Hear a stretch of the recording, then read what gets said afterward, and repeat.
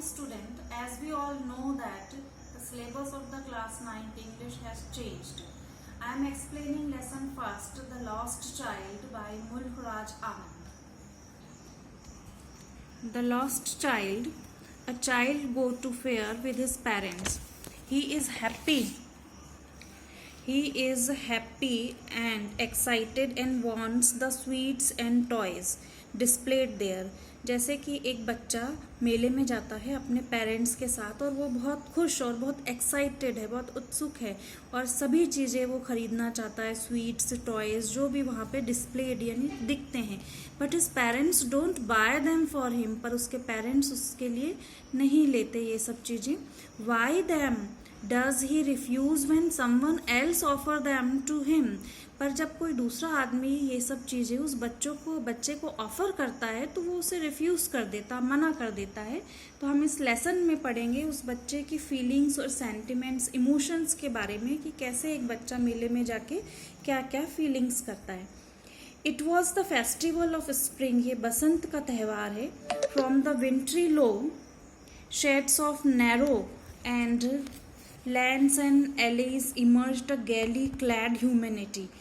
जिस तरह से मेले में बहुत भीड़ भाड़ रहती है, गैली मीन्स बहुत खुश और ह्यूमैनिटी मानवता से भरा हुआ था वो समय. सम वॉक्ड, कुछ लोग चल रहे थे. सम रॉड ऑन हॉर्सेस, और कुछ घोड़े पे थे, घुड़सवारी कर रहे थे. अदर्स सेट, कुछ लोग बैठे थे. Being carried in bamboo and bullock carts, कुछ जो हैं वो बैलगाड़ी में थे. One little boy ran between his father's legs brimming over with life and laughter. और छोटा सा बच्चा अपने पिता के पैरों के बीच में खेल रहा था, उधर से पैरों में से निकल रहा था, बार बार आ रहा जा रहा था. ब्रीमिंग ओवर, ब्रीमिंग मीन्स भरा हुआ, जो है वो बिल्कुल लाइफ, जीवन और खुशी से भरा हुआ था. Now next page. Come child come called his parents. उसके पेरेंट्स उसे आवाज़ लगाते हैं. एज ही लैग्ड बिहाइंड, अगर वो थोड़ा सा भी पीछे रह जाता है. Fascinated by the toys in shops that lined the way, और जो भी लाइन से उस मेले में टॉयज, खिलौने दिख रहे थे, उन सब से वो बहुत फैसिनेटेड, अट्रैक्ट हो रहा था. He hurried towards his parents, his feet obedient to their call. और जैसे ही वो अपने माता पिता की आवाज़ सुनता है उस तरफ चला जाता है. His eyes still lingering on the receding toys, पर जो उसकी आंखें हैं अभी भी उन खिलौनों पर ही थी. As he came to where they had stopped to wait for him, he could not suppress the desire of his heart. वो अपने दिल में जो उसकी इच्छाएं थी खिलौने खरीदने की, वो उसे suppress यानी नहीं दबा पा रहा था. Even though he well knew the old cold stare of refusal in their eyes, और वो जब अपने पिता की तरफ देखता है और ये खिलौने मांगने की कोशिश करता है तो उसके पिता हैं वो बहुत कोल्ड स्टेयर मीन्स उसे एक तरह से घूरते हैं, उनकी आंखों में रिफ्यूजल, मना करते हैं वो. I want that toy he pleaded, वो रिक्वेस्ट करता है कि मुझे ये खिलौने चाहिए. His father looked at him red eyed, जब उसके पिता उसकी तरफ देखते बिल्कुल लाल आंखों से. In his familiar tyrant's way, एक पुराने बहुत गुस्से के तरीके से. His mother melted by the free spirit of the day was tender and giving him her finger to hold. पर उसकी मदर जो है उसकी फीलिंग समझती है. मेल्टेड मतलब पिघल जाती है, किससे? Free spirit of the day. Free spirit means मेले में बहुत खुशी का माहौल देखकर. टेंडर मीन्स वेरी काइंड, उसे बहुत दया आती है. वो अपने बच्चे को बोलती है कि बेटा इधर देखो, मेरी उंगली पकड़ो. Look child what is before you, देखो तुम्हारे सामने क्या है. It was a flowering mustard field, सरसों के खेत. Pale like melting gold as it swept across miles and miles of even land. Melting gold, ऐसा लग रहा है कि जैसे सोना पिघल रहा है और दूर दूर तक हम इस खेत को, मस्टर्ड फील्ड को देख सकते हैं. A group of dragonflies were bustling about on their gaudy purple wings. Dragonflies a type of insect, ये एक तरह का कीड़ा है. Intercepting the flight of a lone black bee or butterfly in search of sweetness from the flowers. The child followed them, जो बच्चा है इन सब के पीछे घूमता है. Till one of them would still its wings and rest.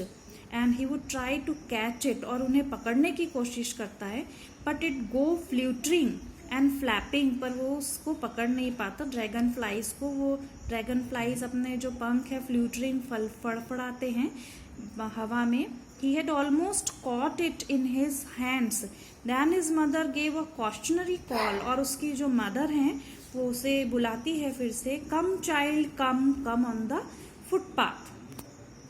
He ran towards his parents gaily and walked abreast of them, और खुशी से वो अपने पेरेंट्स के तरफ जाता है, towards यानी तरफ, and walked abreast. abreast means वो उसके बगल में चलने लगता है। Being, however, soon left behind, attracted by the little insect and worms along the footpath and that were teeming out from their hiding place to enjoy the sunshine. Come, child, come, his parents called from the shade of a grove where they had seated themselves on the edge of a wall. He ran towards them. Again जब वो फिर से इन सब चीज़ों की तरफ attract होता है, इंसेक्ट्स एंड वॉर्म्स की तरफ, और वो इंजॉय करना चाहता है सनशाइन, सूरज की रोशनी को, तो फिर से उसके पेरेंट्स उसे बुलाते हैं, called from the shade of a grove. Grove means a group of tree, पेड़ों की छाँव में उसके पेरेंट्स बैठ जाते हैं थोड़ी देर के लिए। एज ऑफ द वेल मतलब कुएं के किनारे पर। ही रन टूवर्ड्स दैम, वो फिर से उनकी तरफ दौड़ के जाता है।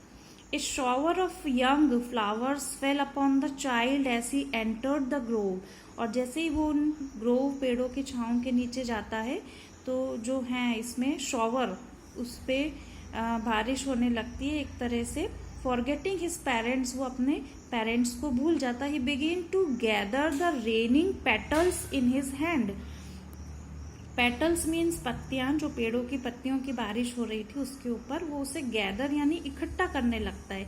But lo he hear the cooing of doves, उसी तरह जब वो पत्तियां इकट्ठा करता है तो उसे डव्स यानी एक पक्षी की आवाज सुनाई देती है। Run towards his parents shouting, और बहुत खुशी से अपने पेरेंट्स की तरफ जाता है और बताता है the Dove the Dove. The raining petals dropped from his forgotten hands, और वो उन पत्तियों को वो पत्तियां उसके हाथ से गिर जाती हैं। Come child come, they call to the child who had now gone running in wild capers round the banyan tree, and gathering him up they looked the narrow winding footpath which led to the fair through the mustard oil fields.